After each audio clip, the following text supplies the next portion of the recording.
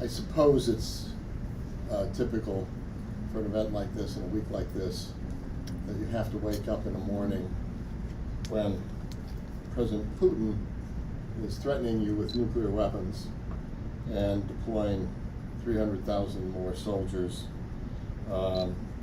just hours. In fact, it's about now that President Joe Biden is about to speak to the United Nations. But this is the world we're in. It's the world that we together have to deal with as an alliance and as allies, and that's what we will do. And Ambassador, we are so grateful for this relationship. It's very deep, the relationship between the Atlantic Council and Lithuania, and Atlantic Council and the Baltics. I'm delighted to see friends and board members here. Dick Morningstar, of course, founder, member of the executive board, but also founder of our Global Energy Center, George Chapivsky, who has been really a hero behind our Ukraine work, and also a member of the executive committee of the board. I saw Marco Margeri here earlier, I believe. There's Marco as well. If I missed something, I just seen David Goldman, one of our great experts on energy. It's just great to see friends and partners on this. It will be an honor a little bit later on today to be, before I talk about the Lithuanian president, who's going to be a little bit later on today, I wasn't aware that I'm introducing a dear friend of the Atlantic Council, one of the great American public servants of our times, really, Jeff Pyatt, Ambassador Pyatt. We know him from Ukraine, Greece, many other places, but I guess it's now Assistant Secretary Pyatt for Energy Resources. But what a time to be taking on that task, and I'll introduce you in a few minutes. It's an honor that we'll be joined later today by His Excellency Gitanas Nausėda, President of the Republic of Lithuania, and I'm just pleased to say that we at the Atlantic Council have a fruitful track record of cooperation with Lithuania on energy, climate, defense, cybersecurity, and other geopolitical priorities within the NATO alliance and as part of our bilateral relationship. Multiple centers, we have 16 programs and centers at the Atlantic Council, multiple centers are involved in this work.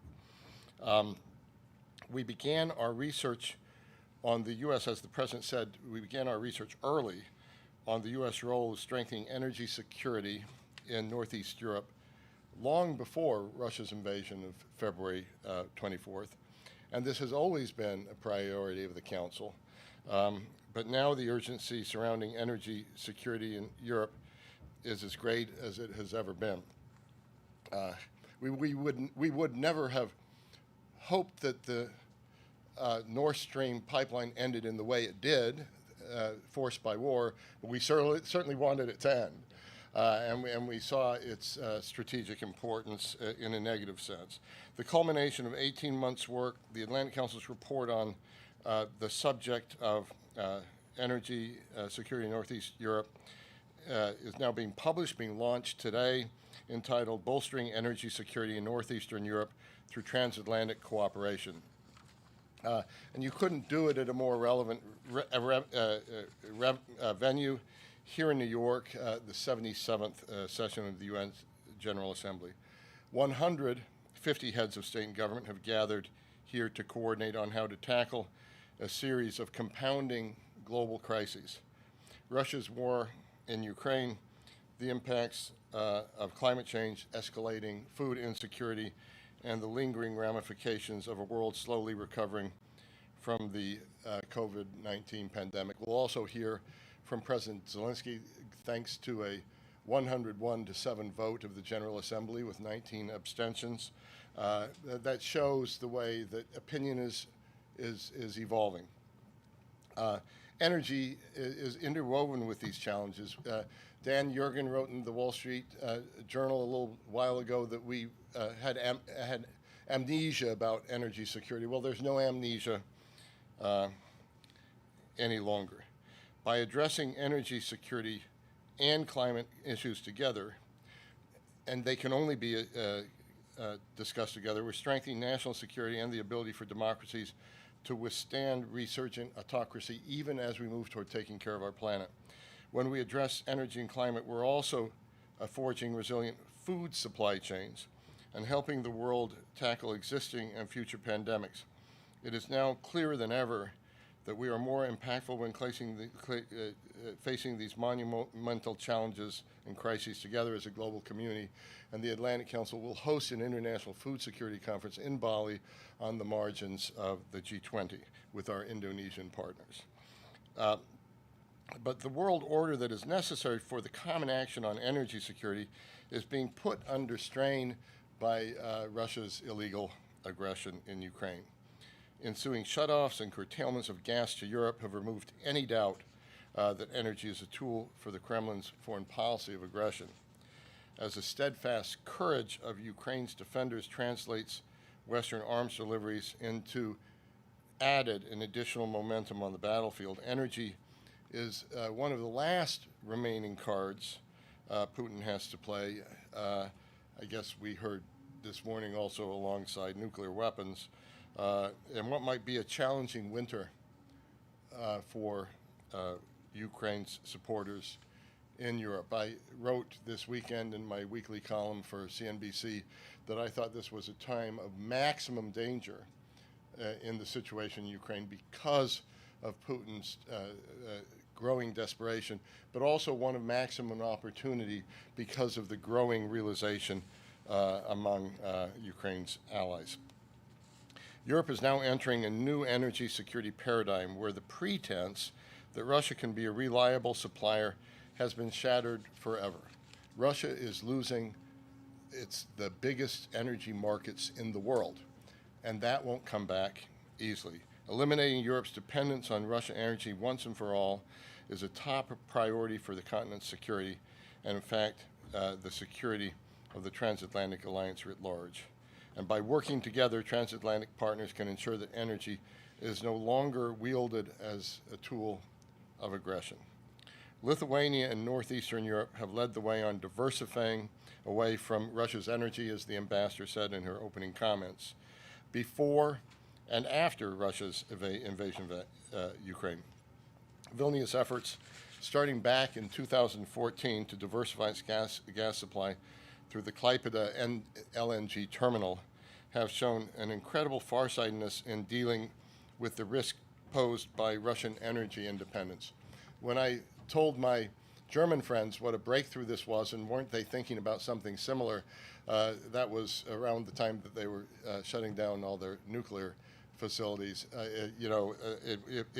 If only Germany had moved a little bit in that direction at that time as well, we'd be in a different place. The region holds valuable lessons for the rest of Europe as it embarks on an unprecedented shift away from Russian energy resources.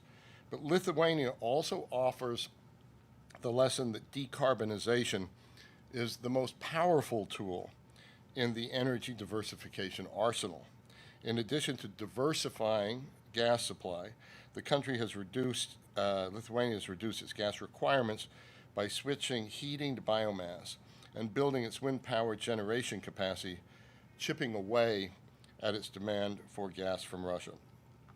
This dual-track strategy of diversification of gas supply and clean energy deployment has enabled Lithuania to become the first country in Europe since the invasion to announce that it had ended its imports on Russian gas. That's a big thing to be able to say.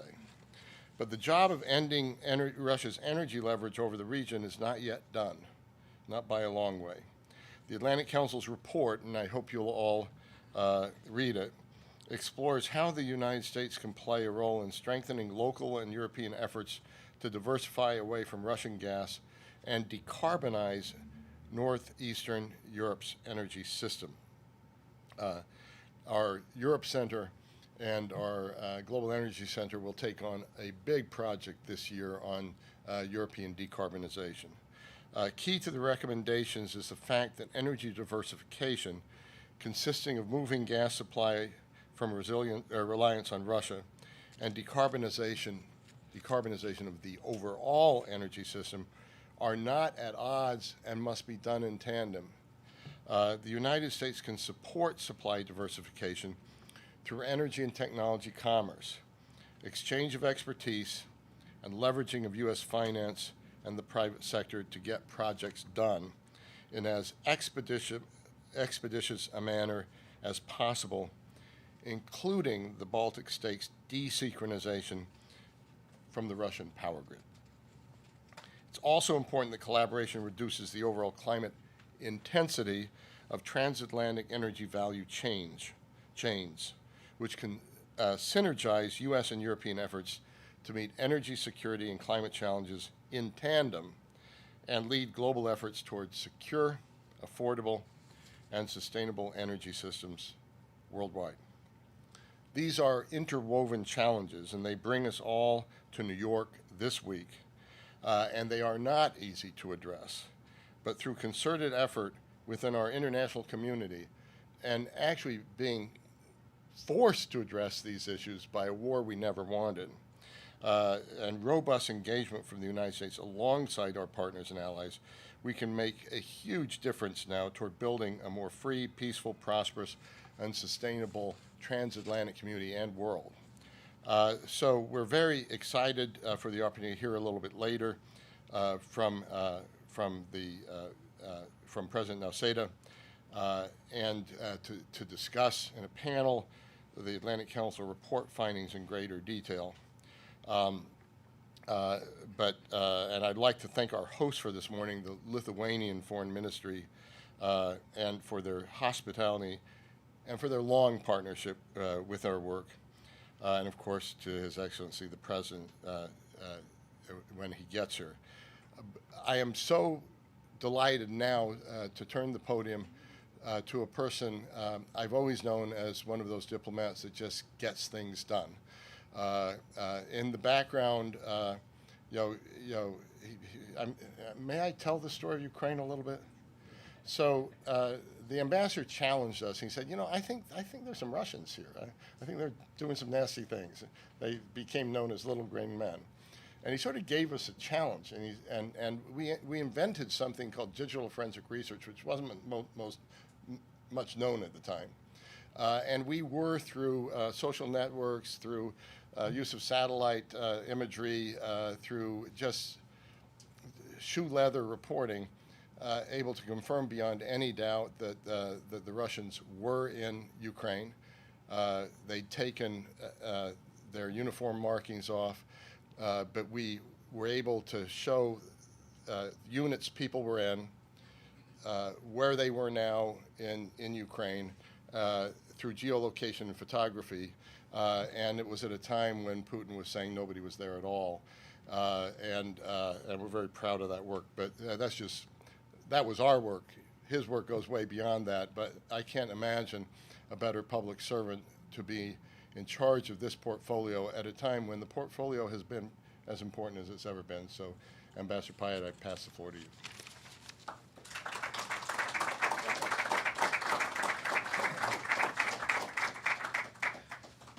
Good morning, and thank you very much to the Atlantic Council, Fred, for that very generous introduction. And thank you to President Nausėda and our hosts from the Lithuanian Consulate General and the Lithuanian Foreign Ministry for having me here today.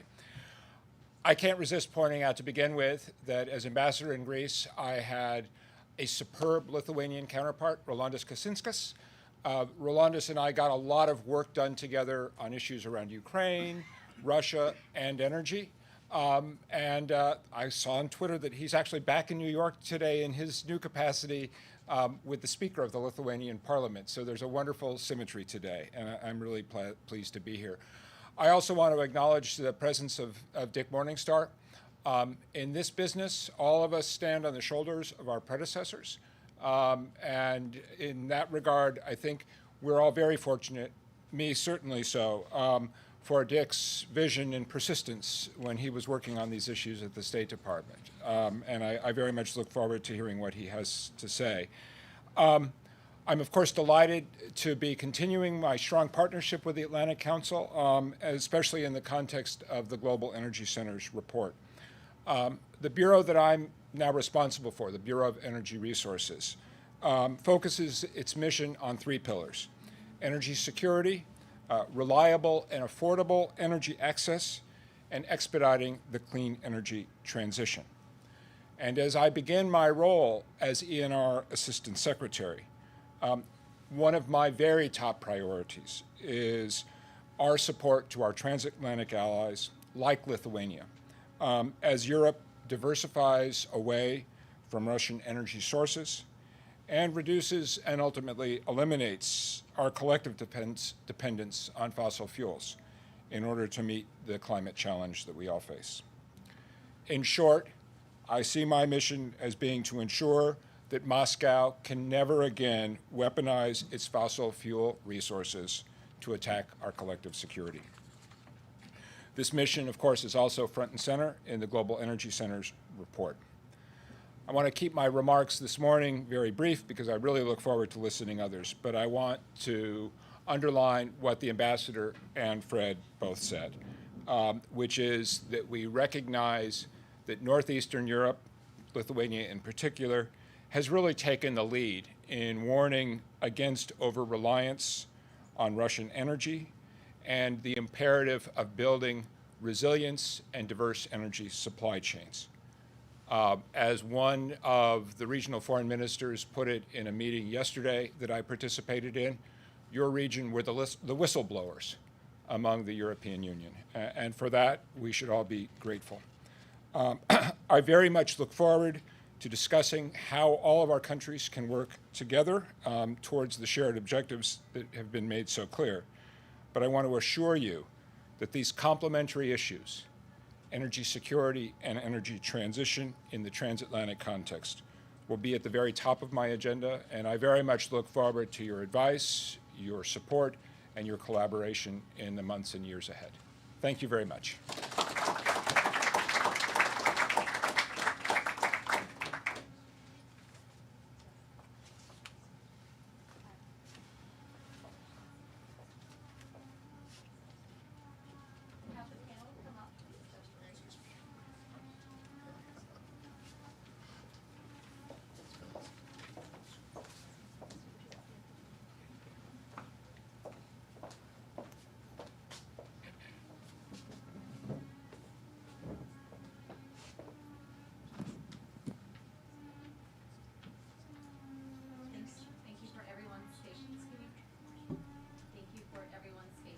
We are also paying attention to the president's schedule as well and his arrival time, so we'll have to be a little nimble throughout the event.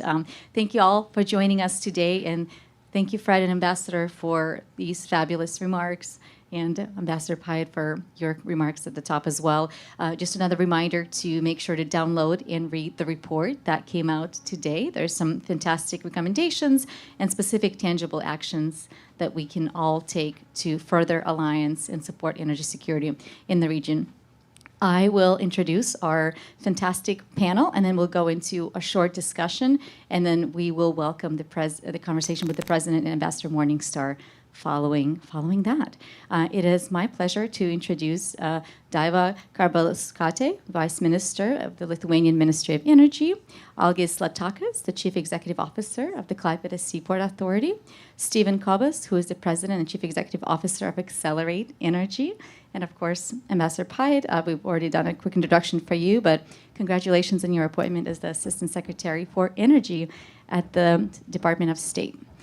Vice Minister, I'm going to start with you with a quick conversation. Renewable energy has played such an important role, as Fred mentioned and other speakers and Ambassador mentioned, in the diversification efforts in the region, particularly offshore wind. Could you discuss how that capacity and that potential, why is that so special for the region? What role can it play? And what is the government doing to help accelerate the actual implementation and development of these technologies? Good morning. Every day with the war situation in Ukraine, we are being reminded about the energy security importance in the Baltic region. And for Lithuania, energy independence is the part and the core of national independence. Talking about the national security and development of renewable generation is that most important to ensure that we have enough of national generation which we have around 31% at the moment. So that means we still are importing too much. Yet we are importing electricity from countries, from EU countries, Poland, Sweden, Latvia, and yet we have interconnectors with Russia and Belarus. We do not import no electricity, no gas, and no oil from these countries.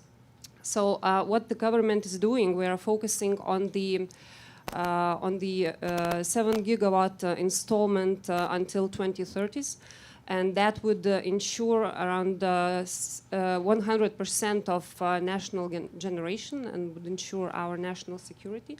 And from that, 1.4 gigawatt would consist offshore wind, and the rest is onshore wind and solar. Thank you so much.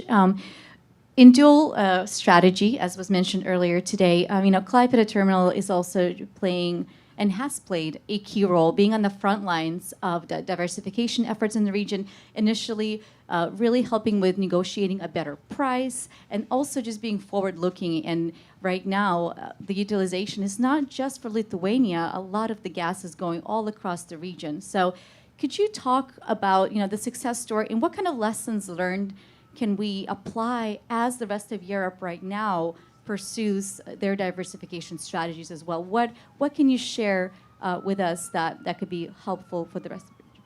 Discussion for me? Yeah, thank you very much. Your Excellencies, ambassadors, President of Council, everybody who are in this room and in some distance listening us. Really, it is very, very great honor to be here in head of Liberty in New York, and especially to discuss about things what help to be free, to get the freedom, about security of energy, and about things about renewable things which can help us secure our globe from carbohydrates and so on. So probably not everybody know about the situation, and probably some of us forget that Lithuania on 1990 was blocked totally from Russian energy. We had a blockade. And of course it is very good to learn from some else experience, especially from bad things, but at that time probably it was a time when we learned a lot. And from that time was our governments, of course there were many governments, but they have the same looking, the same strategy that all the time we have a neighbor where we have to be secured from that. And after this, the country decided that we have to make something. We have to be in a front lines how to secure ourselves from Russian energy. 1993, Lithuania together with American company, Flora, they made a project to establish a very big oil terminal, 16 million tons of import and 14 now for export. But the terminal was implemented in 1999, and the terminal starts to work for the Russian export. At that time, economical relations, they were so-so. But you know what happens? 2006, Russia shut down Druzhba pipeline. Again, we were in a situation what to do, but we were lucky because this one terminal was possible to make it from export to import.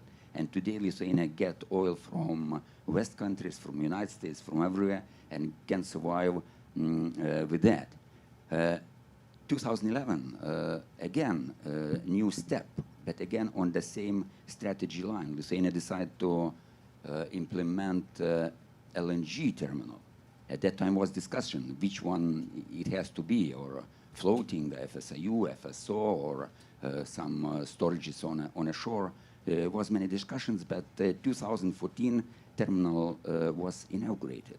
And we see today, at that time, it was a lot of things that probably is too big, probably utilization is not enough. But now we see how it works very well. Now, every month in Klaipėda port coming 3-4 vessels, and they bring LNG, mainly 92% from United States, from another countries, from Norway as well. and now we help a lot around about that. And answering to your question, I want to say that probably the main success of our port is, and our countries, that was chosen a very right strategy. And this strategy was as constant, no many changes, first one. And another one, of course, at the same situation what we have now. You know, from beginning 2021, from beginning elections in Belarus, after war in Ukraine, we lose in a port around 35% of cargoes. It's a huge amount for our port. But anyway, today the strategy of government, the strategy of our countries, anyway, to make infrastructure projects very important and to continue them. Nevertheless, the situation is not very good. I think that this is success. Excellent. All right, thank you. Sorry, apologies for the back and forth. We are keeping our eyes on the president's arrival. So we will do the next question, and we'll keep the answer pretty concise, and then we'll pause for the president's fireside chat with Ambassador Morningstar, and then we'll come back to the panel. So, Mr. Kopis, I'm going to go to you. I'm put you on the spot with a quick question here. FSRUs have really came up as this innovative, quick solution, nimble solution to the supply crunch crisis. Could you talk about how Accelerate is approaching this technological solution? What other innovative new ways of utilizing technologies, contracts, partnerships are you seeing? You're exposed to both the producers and the consumer on the consumer side, so you get to hear kind of how the conversation goes. What's needed, what's being desired in terms of flexibility, in terms of commitment on the contracts. Could you talk about how that has changed with the recent situation? I know it's a multiple questions. I'll have a concise answer to that to that question, Olga. Thank you for the question. I'll dive right in. Appreciate everyone being here, Atlantic Council and the Foreign Ministry for setting this up and hosting us. It's been quite a year, obviously, since February. We've been all over trying to bring our expertise to Europe to help in any way possible. May 20th, the day before Gazprom cut deliveries to Finland, we were in Helsinki signing with Gasgrid Finland the deal that will provide one of our FSRUs before the end of this year. That's going to have enough capacity to more than displace all the demand from Finland and Estonia, and will provide a technology that allow us to reach further into Europe. We're also looking and continuing to develop our Albania Flora LNG import project, which we have high hopes will help the Southern Gas Corridor through an entry point in the Adriatic, and that will benefit off-takers that need diversity of supply and energy security everywhere from Italy to Greece, Bulgaria, Turkey, and the like. And you may have seen on September 1st, the German government announced that we had signed a term sheet, and we're working with Engie and E.ON and TES for a fifth German FSRU terminal. That's going to be in Wilhelmshaven, and TES is at the same time working to turn that into a green hydrogen hub. So to your point on that, Olga, obviously Lithuania got religion first and understood the value of flexible import infrastructure. It's been valuable all over the world. Accelerate's opened markets for LNG in Argentina, in Kuwait, Abu Dhabi, Pakistan, Bangladesh, and others I'm probably forgetting, and allowed LNG to reach markets and provide energy security where they lacked that security before. I think the rest of the European capitals are starting to understand the value of that energy security, and we're pleased as an American company that we can assist in that need and provide the same energy security we are and have been around the world. Thank you so much. We have several additional really fantastic questions and topics to discuss, but we will pause the panel for just a little bit. It is my pleasure to welcome President Nausėda and Ambassador Morningstar, who will have a fireside chat, and then we will come back to the panel right afterwards. So, thank you.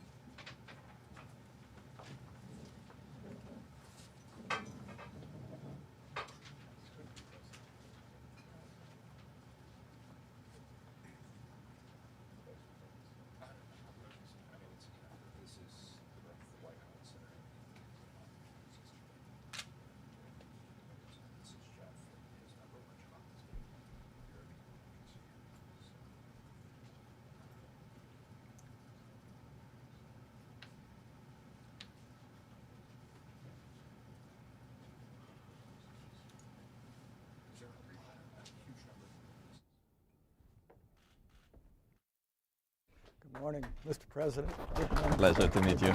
Good to meet you. Good morning.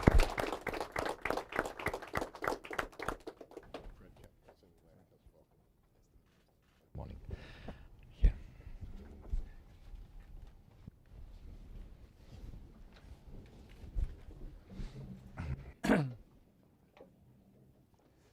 Mr. President, it's an honor and a privilege to be speaking with you today and to be welcoming you.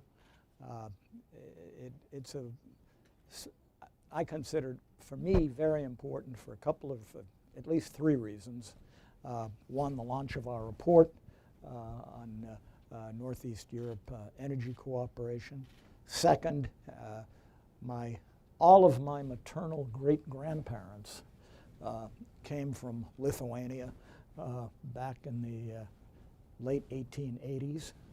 They settled around Boston, where I'm presently. They were from around Vilnius. And third, and most important, is the unbelievable job that Lithuania has done in the energy area. Not just after February 24th, which has also been incredible, including cutting off all imports and so forth, but the foresightedness of Lithuania going back many years.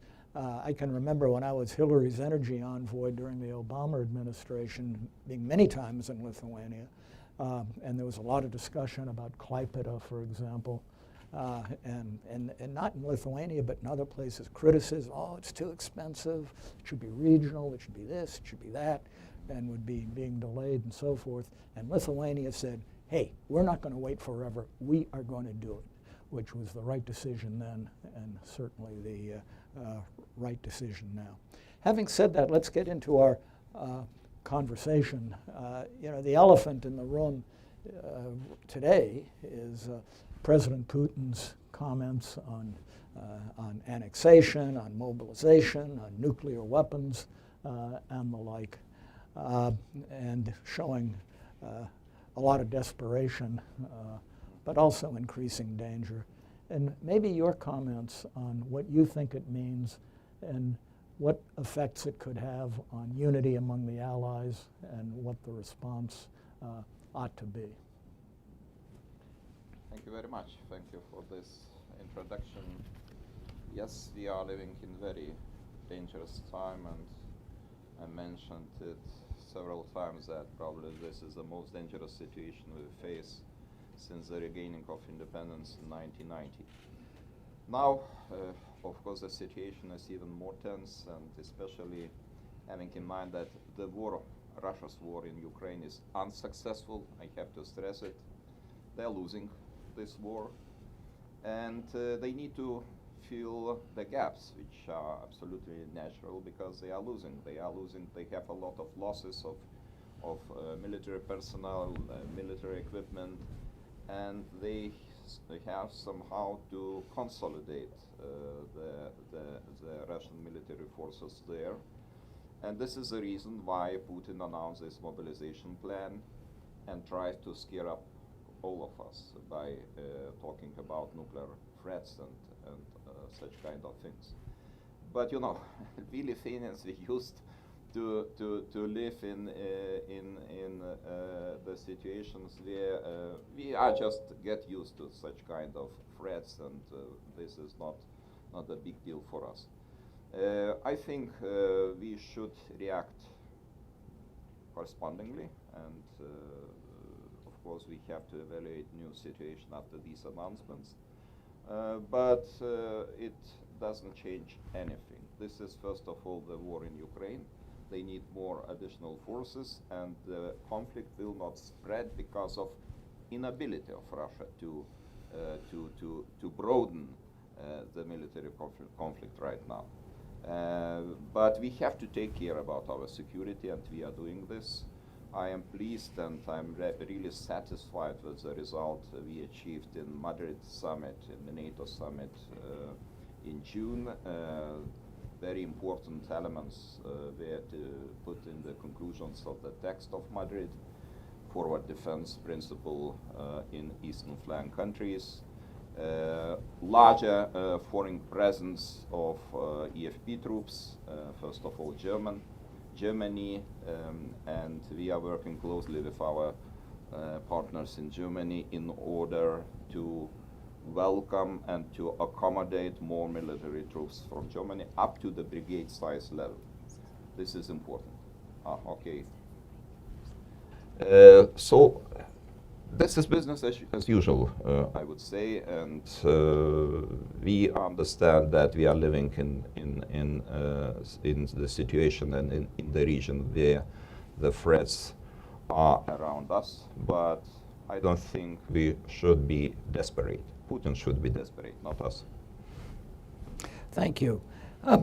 You know, getting into the into the energy area, Lithuania, the other Baltic states, Central and Eastern Europe, and frankly the United States as well, spent many years warning Europe about the dependence on Russian energy, and maybe we can all feel, unfortunately in a way, I guess, some sense of vindication. We were right, that this, Europe was making a terrible mistake. Looking forward to a very tough winter, looking forward to more Russian, energy threats, as well as other threats. How do you see things unfolding over the next several months? And do you think that the Allies can stick together and that Europe can stick together? They're going to be taking steps at the Energy Council, next week and so forth. Do you think Europe's resolve is going to be greater, or is there a threat, do you think, to European unity? Calculation of Vladimir Putin is that he will manage to bring some disorder and maybe break our unity.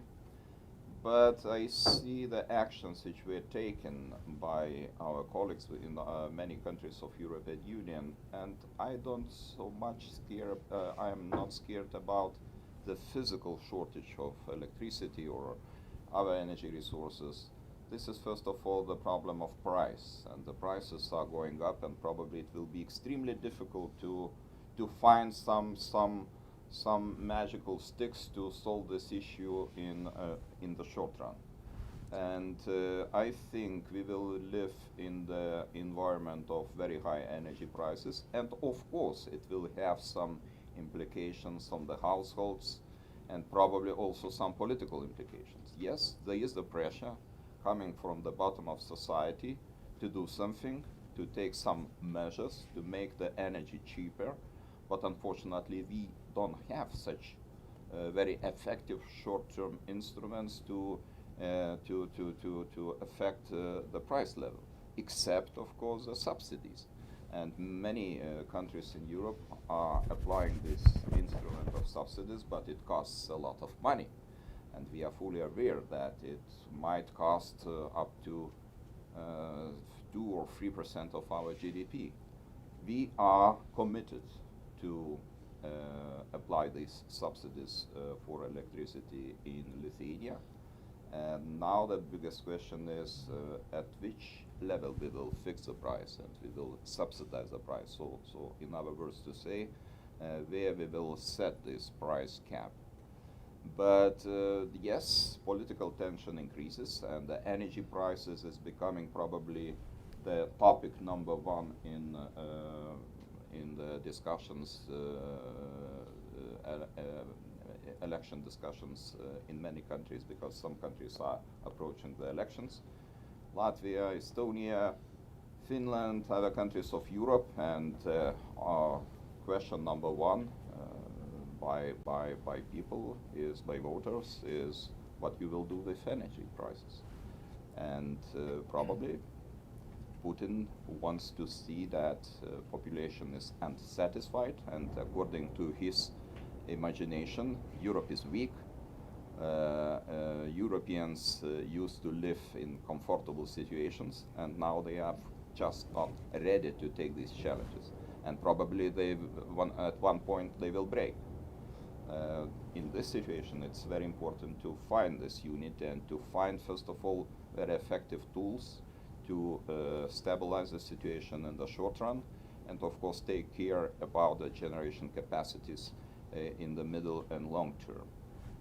We have very ambitious program in Lithuania to increase the capacities of renewables up to 2000 until 2030. The renewables, our specialists will correct me if I am wrong, but probably not. We will cover about 90% of our electricity needs by renewables in 2030.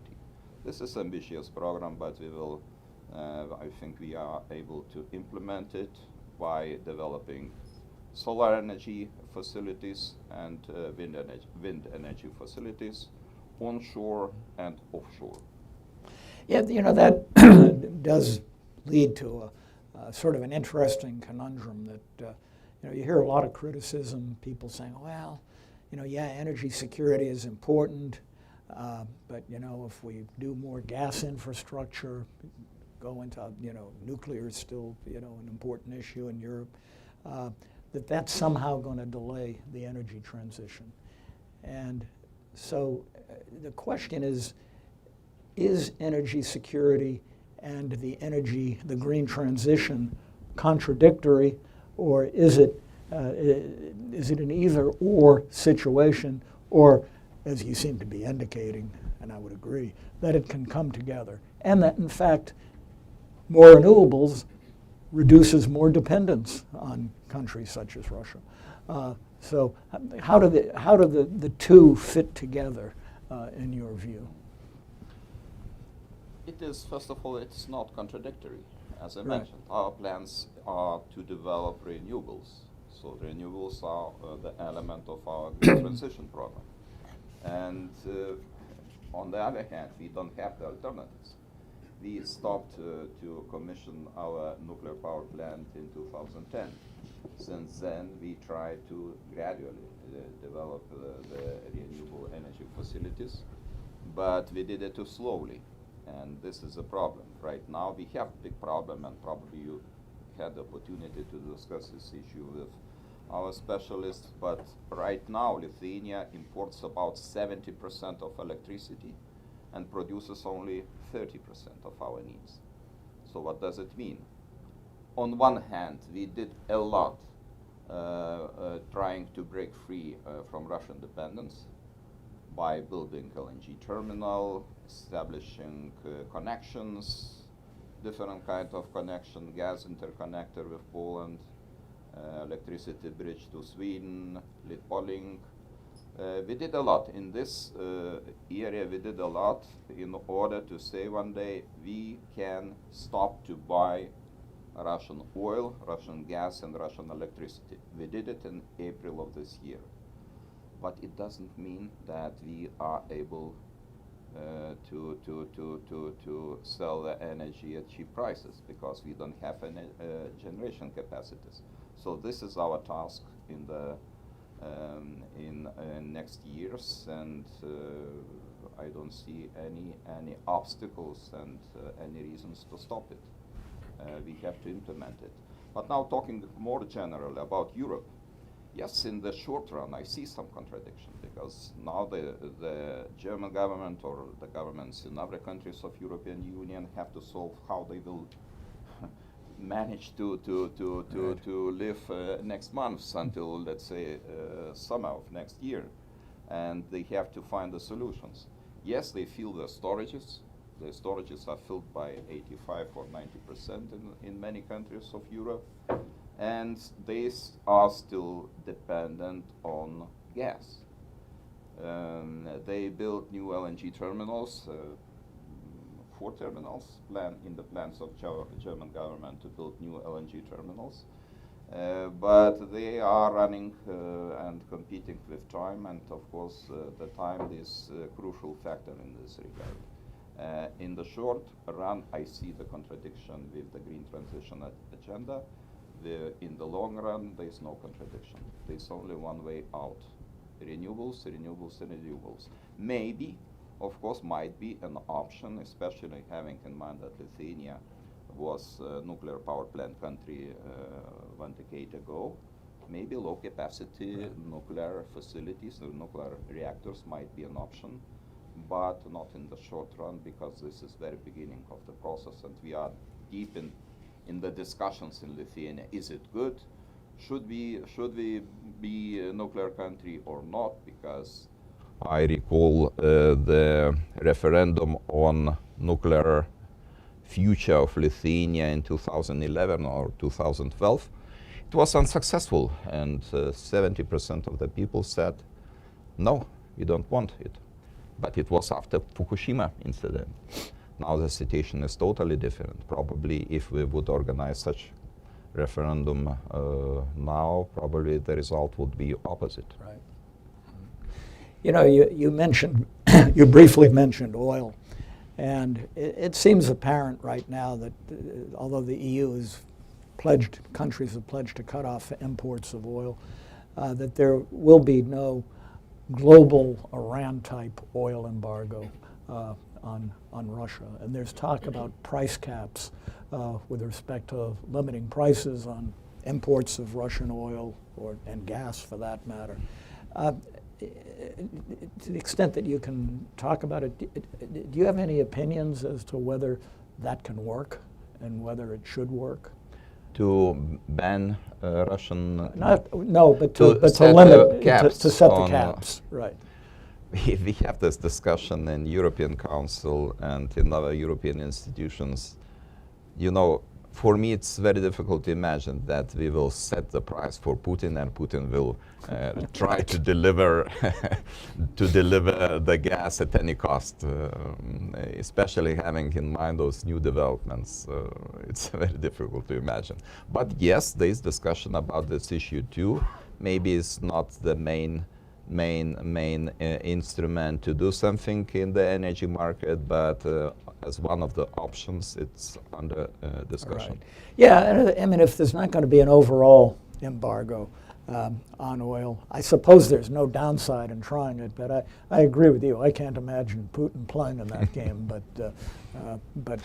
some we'll colleagues see. say he has no alternatives. Well, He has no alternatives because differently from oil, there is certain infrastructure needed for the natural gas in order to be able to deliver something. If you don't have the pipelines or enough pipelines to China, where you will deliver. And probably in such a situation, he might consider probably, but especially in the current situation, as the war is going on and Putin is threatening us again and again. Every day we get some news from him, and those news are usually negative. It's difficult to imagine that he will work such constructive way. You know, another issue that certainly gets a lot of attention in Lithuania, but not as much in the outside world as much as gas and fossil and so forth, is the whole electricity question, and the need for Lithuania to desynchronize from the Russian grid. That's something even going back 10 or 12 years that I was working on. And how do you see the progress on that? And looking at it from a political standpoint, what leverage, if any, Russia has at this point with respect to electricity, given that you can, on an emergency basis, connect to Europe?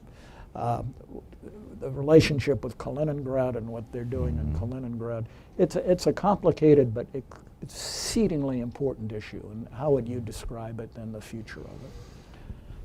I think we are able to operate in isolated mode, and we already tested our ability to operate in isolated mode. But of course, it does not mean that we have to stop to implement our synchronization project.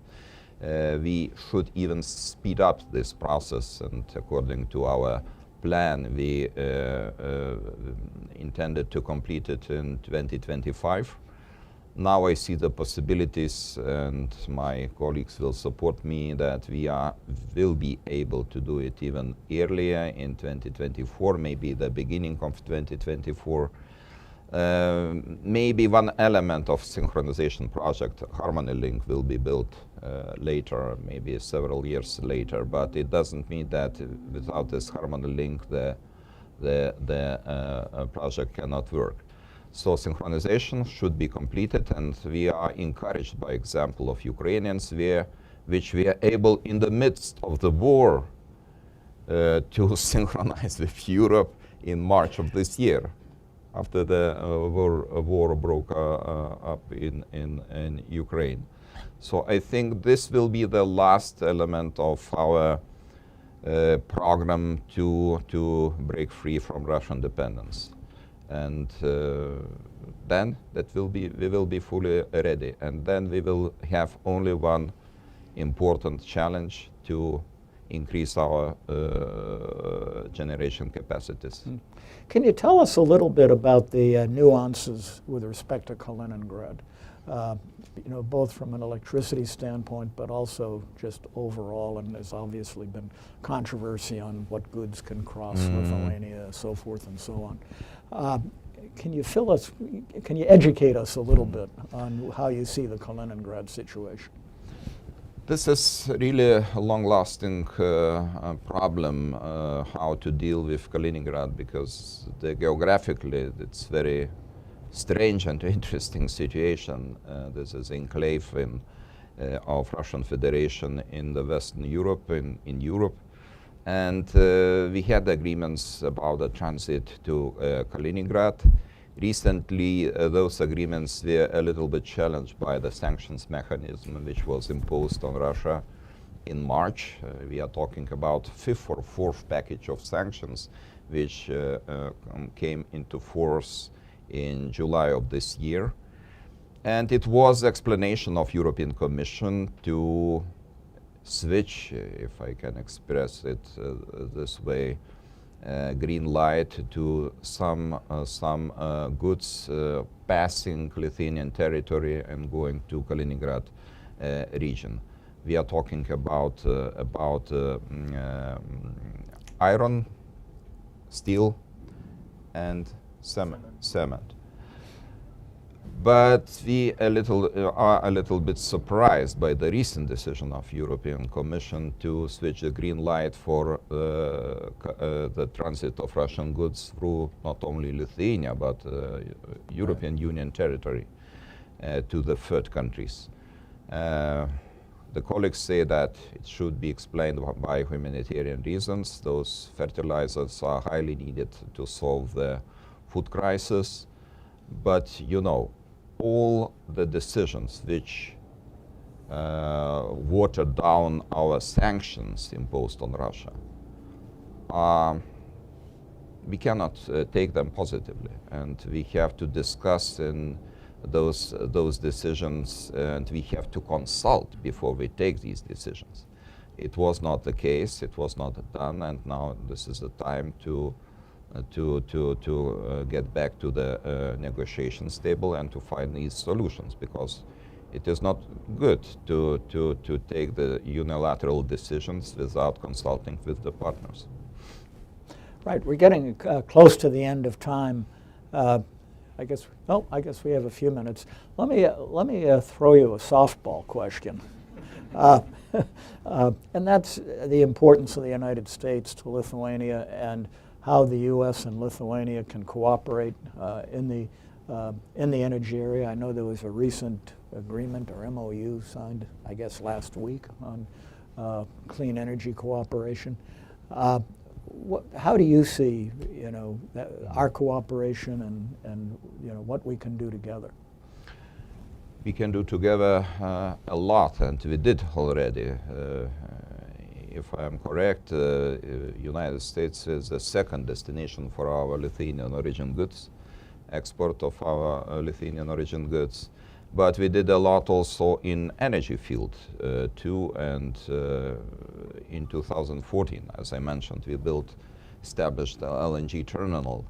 And in the initial period, we imported Norwegian oil, Norwegian gas, but now about 90% of the deliveries of the gas are coming from United States.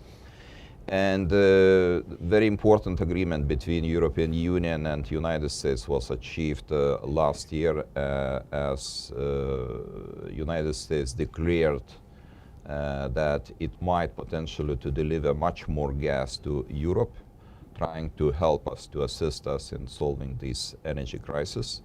So energy supply, gas supply of United States is extremely important element of the building independence of energy system in European Union. And looking forward, we will announce a public tender of offshore wind park in Lithuania in 2023. Please feel free to participate in this tender. And the investors from United States are highly welcome to participate and to assist us, to help us to develop our wind park, offshore wind park facilities, because otherwise we will not complete our program without you. And the program is to build 7 gigawatts renewables until 2030. Offshore wind facilities will be 1.4, then 2.6 solar energy, and 3 main elements, offshore, onshore, and solar energy. But we are in the beginning of development of offshore wind facilities, and I was told that Baltic Sea is very rich of the potential, 90 gigawatts in the Baltic Sea for wind facilities. This is a lot. We can solve all the problems only with wind energy. But we need your assistance in this regard. And of course, the cooperation with United States is also very important in other fields. Defense, security, we enjoy excellent cooperation with our colleagues in the United States. And I'm looking forward to the next summit of NATO, which will take place in Vilnius, by the way, in 2023. And I think it will take also totally historical decisions. Maybe some decisions regarding Ukraine. Who knows? I knew it would be a softball question. No, that's great. Maybe one last question. We're running out of time. Well, actually two. Maybe if you briefly comment on 2 issues. One is, what kind of problems, if any, is Lithuania facing with supply chains, which have, is certainly very much in the news, and then also cooperation on cyber. And it's interesting. I think people have been surprised that Russia hasn't done more on cyber during the war. But if you have any comments on one or either of those issues. Supply chains, you mean China? Well, you said it. I can say only one thing. If somebody expected that we will suffer huge losses of our export, it didn't happen. It didn't happen because of 2 reasons. First reason was, yes, not very high dependence of our export on China. Until this conflict, the export to China was probably about 2% of our total export, maybe even less, a little bit less. But most important thing is enormous flexibility of our businessmen. And according to Export Diversification Index, Lithuania is among 15 most export diversified countries. And it allowed us to offset the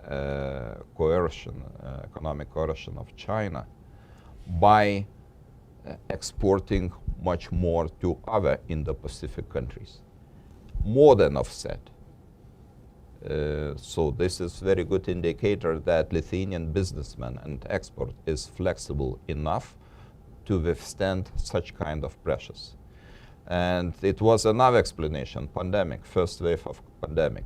Many countries, GDP in many countries of European Union dropped by several percentages, 6-7%. In Lithuania it was 0. Why? Because of export flexibility and diversification. So we are resilient, and I hope that we will stay resilient in the future. And now the second question. On cyber, if you have any Cyber. In comments. cyber, we are doing well too. We are doing everything very good. Cyber security, according to Cyber Security Index, Lithuania was among the first 10 countries, I think, in the world. Maybe now we will a little bit went down, but if we are talking about By the way, attacks, that's Putin banging the wall maybe out, yes, maybe, out of but frustration. This but, is you know. for sure not the cyber attack. And cyber security, cyber issues are important, but let us take one example. After the war in Ukraine broke up, we experienced a lot of cyber attacks against Lithuanian institutions. And what happened? Nothing. Because of high resilience of our cybersecurity infrastructure, and I think this is very good indicator that it's not so easy to deal with Lithuania in this regard. Great. I think we've come to an end. Before thanking you, I do want to introduce you, because you weren't here at the beginning, our new Assistant Secretary for Energy Resources, Jeff Pyatt, who was former ambassador to Ukraine and Greece, among other things. And I can tell you there is no better choice for that role as Assistant Secretary. And I know that he'll be working closely with Lithuania. And are we going to be going back to the panel? Okay, I'll go, as soon as so I want to thank you, Mr. Thank you. President. Thank you. This was a fantastic conversation, and thank you for your frankness and completeness and your answers to the questions, and this was just terrific. Thank you. Thank you. I wish you a good day. Thank you, Mr. President. Thank you.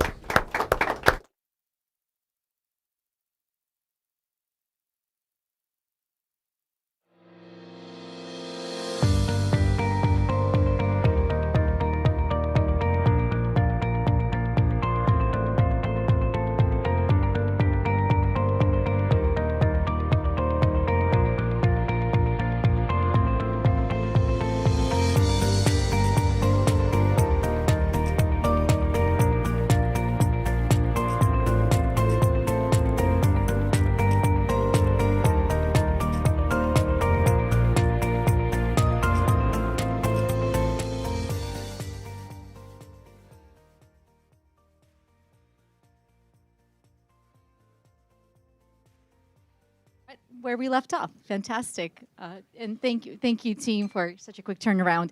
So we are going to go back to our panel discussion. Thank you all for your patience. Ambassador Pyatt, you have served and you have seen firsthand the impact of U.S. engagement and the importance of U.S. engagement and what that actually looks like on the ground in your roles as an ambassador to Greece, to Ukraine, and in multiple other high-level capacities working for the State Department.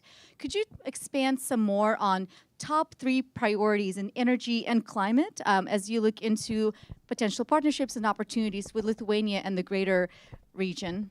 Yeah, thank you, Olga. And let me say, it's actually very easy to do this following President Nausėda, because I think he made a lot of the points. And I think a lot goes back to my remarks as well. First of all, the priority on transatlantic engagement. And 2 days into my job, I have been enormously encouraged to hear from so many European foreign ministers in meetings around the UNGA their gratitude for the Biden administration's consultation, demonstrated commitment to the transatlantic alliance, and the way in which we are working together to meet this really historic threat to our collective security. Second point, I was really glad that President Nausėda alluded to the US-EU working group on energy supply, the administration's commitment to identify 15 BCM of additional LNG resources to fill the hole created by decoupling from Russia. And as Stephen knows very well, we have overfulfilled that commitment thanks to a lot of work by various parts of the U.S. government. And now we're focused, as President Nausėda said, on the question of long-term contracts, which will enable the investment decisions that our private sector has to make in terms of additional LNG supply for the years ahead.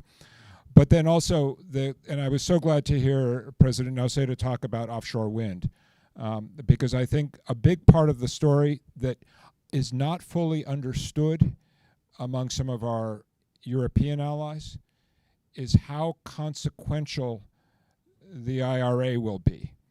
$369 billion of new federal money devoted to energy transition. That is a game changer. It is going to have a dramatic impact on the shape of the U.S. energy system, but also on the pace of innovation and deployment in new technologies on wind, offshore wind, solar, battery storage, hydrogen, small modular nuclear reactors. This is going to be an extraordinarily dynamic period in terms of the U.S. energy economy, and there will inevitably be a transatlantic dimension to that. A wonderful example that I had the opportunity to discuss yesterday with one of my Danish colleagues. When I was in Greece, I worked with a Greek company called Hellenic Cables, which is a manufacturer of high voltage undersea cables used to support offshore wind. I worked with Hellenic Cables because they have a new investment in Maryland, near Baltimore, to build out a cable manufacturing facility, which will be used to support the deployment of our first offshore wind facilities, including the Dominion Energy project offshore in Virginia. Well, who's actually leading that Dominion project? That's Ørsted Energy of Denmark. So it illustrates perfectly how this is a win-win-win. It's a win for the transatlantic relationship, it's a win for energy transition, and it's a win for jobs and investment here in the United States. So I'm incredibly excited about all of this, and I think there has never been a better moment for the transatlantic energy relationships. And one last point I'd like to make, and sort of you asked me about my priorities and how I'm thinking about this job.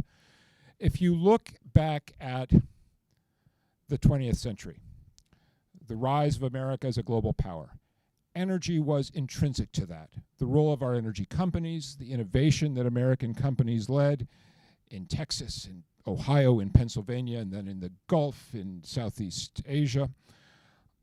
I want to make sure, and we all need to make sure, that just as American energy companies and American capital led the way in the energy system of the 20th century, that we have the same leadership in the 21st century on all of these technologies I talked about. And Europe will be our most important partner in that regard, precisely because of the $1 trillion of capital and economic cooperation that flow across the Atlantic every year. Thank you so much, Ambassador. Vice Minister, I think it's a natural progression to go to you. I know you have some additional information for us on the wind tenders, on some of the opportunities for the private sector, and I also wanted to see if you had any responses to Assistant Secretary's remarks. Thank you. So I fully support the vision of offshore wind strategy in the world, and what we see now in Europe is many projects coming up or being developed or being discussed in many countries, and depending on the technology, floating or bottom fixed, they are coming to reality. And turning to the Baltic Sea region, we have 93 gigawatts of potential. So this is, as President perfectly mentioned, a great sea, a great opportunity. And we, as a small country, we have a perfect possibility to deploy this element where we can have renewables. So this is Baltic Sea, and Lithuania indicates 3.4 gigawatts of potential in offshore, And next year we are launching the first auction of 700 megawatts. And for this auction, we are preparing already several years. We have been studying the seabed. We have been studying wind measuring elements and speeds. Also, a very important environmental impact assessment on birds and other nature elements. Territory spatial planning and technical issues like that. And why we are doing that? We are doing in order to have a competitive and splendid competition in the auction next September. And of course, having a potential of 3.4 gigawatts, we are moving forward. And this year, we are going to announce the concept of the second offshore wind park. So I think we have enough of space of cooperation together with the United States here. Excellent. Mr. Kobus, we will go to you next to kind of teasing out this theme of pursuing decarbonization, energy security in tandem. Could you expand some more? You touched on a little bit on how hydrogen could be one way to decarbonize the future, but also anytime we switch from Russian energy sources that are a lot more carbon intensive, that's already a cut in carbon emissions. Anytime there's more transparency and methane emission reductions, there's an opportunity there. So I'd love to hear more details of what you're hearing from both how the companies and the industry is thinking through this, and then how both decarbonization and energy security don't need to be at odds, how we can pursue both. Yeah, I absolutely, Olga, agree. Is this working? Please. We got a fancier one here. Absolutely agree with that. And energy security and supporting the transition's never been in conflict for Accelerate. You know, we've been in some regions we're at war with coal. That's more in Southeast Asia and other places where getting LNG into countries like Bangladesh has led them to cut something like 25, 27 planned coal power projects. Just providing that reliable complement to any intermittency has given countries the confidence to add renewables to, more fragile systems than the European system. So we've always balanced, or sometimes, as you say, just displacing fuels. Every time we've brought LNG into Argentina, it has inevitably displaced diesel for power generation. So there are many ways over time that we see LNG as a bridge or a complement to a system, especially a system looking for scalable battery storage. We've also been in places that valued energy security over years, and Europe's just seeing all of those benefits. But the main thing with the floating assets, the reality is the strength for Europe, I think, is that you're not making a 30-year commitment. You're not making a 40-year commitment. You're not using a lot of land. You're getting what you need, and at the end of that, you have a redeployable asset, or you don't have to pay for 40 years when you only need 15. And that's we think that's why floating import terminals, flexible LNG infrastructure is what the world needs more of, and we're here to support Europe while they have that need, and then we'll take our show back on the road in non-OECD spaces that we love supporting and continue to support, and that will revert to being our focus. Thank you so much. Mr. Latakas, I think this is a really good transition to discuss the role of Klaipėda Terminal in both kind of supporting the natural gas diversification, but also the future of wind development. Are there some lessons learned that can be transferred from the different industries, and how can you capitalize on those lessons? Thank you, Olga, for question. You know, sometimes in a normal situation, ports, we are the bad guys. We are noisemakers, we are dusty, we are very pollutant. But in some cases, when the situation is a little bit different as it is now, ports, they became very important as energy hubs. Okay, we are energy hub, we have LNG vessel and distribute gas now around by interconnectors. And another one thing is that offshore wind, I think, can't be established without port. You have to use port. So port became very important. And now Klaipėda has, I say, historical situation. It is strange, but on East Coast Baltic, there is 0 offshore wind farms, neither one. And there are no possibility in the ports where you can erect them, store them, or to deliver. So we decide that anyway we have in some way to go inside those projects. And especially because we know that now in the world is approved around 277 gigawatt of new projects, around 150 in Europe, and you had around 90 in Baltic Sea. So it be a lot of job to do, and ports, they have to be prepared for that. Of course, we take some risk on ourselves.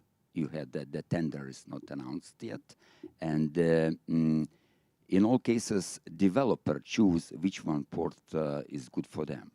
But anyway, we make some homework, work very hard with our government, and we got a reduction on return on investment to prepare all those quayside for the offshore wind. And we hope that around countries which are Poland, Estonia, Latvia, they will be very happy when we will prepare it. I think that lessons again could be that we collaborate very much with other countries, with the United States, and to me it's a great honor to sit together with Steve here. We met on 2011, and at that time I was appointed as chairman of a very small group to establish one private LNG terminal in Klaipėda, but okay, for the next time, let it be. Government made themselves, so we are happy for that.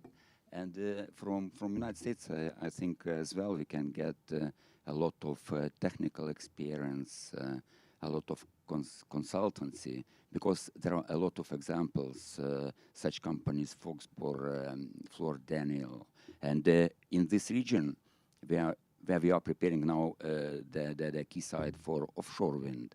It has to be very strong, and it has to be a lot of hectares. Now we dedicate 16 hectares for that, but we are going to implement more, and at the moment we are working again with one American company from United States, Moffat and Nichol, so they help us. So a lot of things to do, and I want to repeat once more one time what says President, that tenders, they are open, not only in the offshore wind. We do a lot of tenders, so you are invited, and you have to come to us because President says. Thank you. Well, thank you so much. We only have a few minutes left, so I'm going to do a lightning round. So that means we're going to go around the horn, and it's a very short one-sentence answer, and here's the question for you. So a year from now on, we're going to travel in time. A year, next year, around this time, I'm reading my newspaper in the morning, and there's a headline, U.S. and Lithuania, ...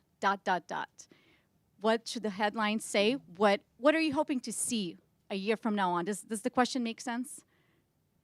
Okay, and then finish the sentence. So Lithuania and U.S. ... Two-parter. Are continuing to work together as the strongest of partners to ensure a sovereign, democratic, and European Ukraine.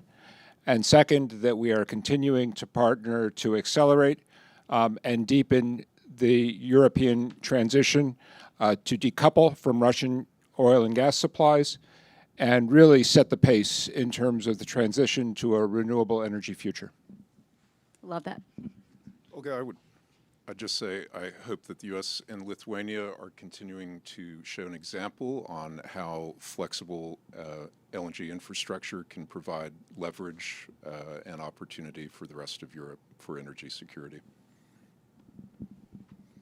Lithuania and the United States, they are partners, strong partners, working in the principle of a tent, having the same view and same vision, and seeking for the common goals.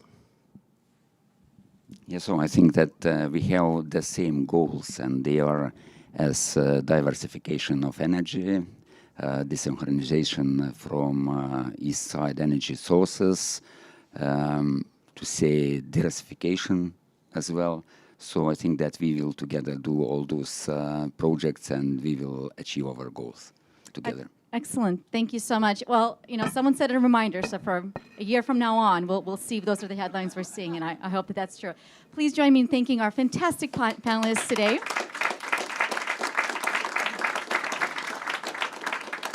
And of course, I would like to make sure that we thank Mr. President Nausėda for joining the conversation, Ambassador Morningstar for leading the discussion, and of course, Ambassador for her welcoming remarks, and Fred for his opening remarks as well. And thank you to all who've joined us here in the audience, in person and online. I do want to remind you that this conversation will be available on the Atlantic Council website, on YouTube, Twitter, Facebook. Please make sure to download and read the report, share it with your colleagues. And I also just want to extend huge thanks to my team who made all of this happen. I mean, this would not be possible with so many people in this room here and also helping us remotely from Washington, D.C. I want to thank Patty Ryan, Zachary Tarrant, Ryan Kasberg, Jasper Gillardi, Mackenzie Clark, Graham McGilvery, Lizzie Bowen, Katie Kenny, Will Tobin, Christine Sach, and Tori Scordato. So huge group. It takes a village, but really appreciate you all, and thank you so much for your hard work. And of course, our gracious hosts here at the Lithuanian Embassy, multiple ministries were involved in this, and the Lithuanian Consulate in really hosting this fabulous event, and our high-level speakers. Last comment before I let you go is that I hope that you will join us for future Atlantic Council events. So right now, simultaneously, Atlantic Council is actually hosting an Iceland event in DC, which you can tune into online. It's called Our Climate Future, U.S. Iceland Clean Energy Summit. So please, as soon as you're done here, make sure to go online and watch the summit. There's a really fantastic lineup of speakers. Well, this concludes our event. Thank you all.